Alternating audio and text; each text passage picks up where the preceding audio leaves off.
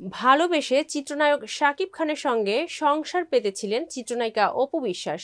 বিয়ের পর লুকিয়ে টানা ৮ বছর সংসার করেন তারা। ২০১৭ সালের ২৭ সেপ্টেম্বর তাদের কোল জুড়ে আসে পুত্র সন্তান আবরাম খান জয়। এরপরই পাল্টে যায় শাকিব অপুর জীবনের মোড়, কারণ সন্তানের বিষয়টি গোপন রাখতে চেয়েছিলেন অভিনেতা। একই বছর গণমাধ্যমে পুত্র সন্তানের কথা প্রকাশ করার পরই ভেঙে যায় শাকিব অপুর সংসার। যদিও এসব এখন পুরনো হয়ে গেছে, তবুও মাঝে মাঝে শাকিবের সঙ্গে কাটানো মুহূর্তগুলো স্মরণ করেন অপু। সম্প্রতি এক সাক্ষাৎকারে শাকিবের সঙ্গে ঘটে যাওয়া নানান ঘটনা শেয়ার করেন এই নায়িকা। তিনি জানান, একবার নাকি তার সঙ্গে দেখা করতে কিছু না জানিয়েই ভারতের শিলিগুড়ি চলে গিয়েছিলেন শাকিব। সে ঘটনা বর্ণনা করে অপু বলেন, একদিন ভোরে শাকিবের সহকর্মী আমাকে ফোন দিয়ে জানায় তারা চ্যাংরাবান্ধা বর্ডারে আছে। আমি বললাম মানে?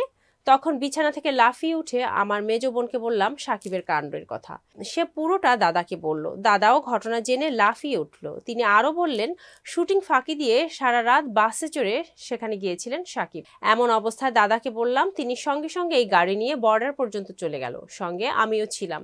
এরপর দাদা শিলিগুড়িতে শাকিবের জন্য একটি হোটেল বুক করেন। চিত্রনায়িকা বলেন, শাকিব অনেক সহজ সরল। আমাদের যেদিন বিয়ে হয়েছে সেদিনের একটা ঘটনা এখনো কানে বাজে।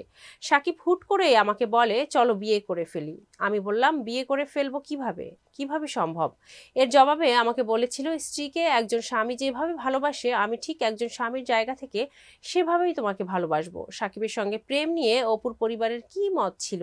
এ প্রসঙ্গে নায়িকা বলেন, আসলে প্রেমটা খুব একটা করতে পারিনি আমরা। মায়ের এত কমিটমেন্ট, এত প্রেশার ছিল, সেই জায়গা থেকে আমাদের বিয়েটা খুবই দ্রুত হয়ে গেছে। আমার মা প্রথম দিকে বিয়েটা না মানলেও পরে মেনে নেয়।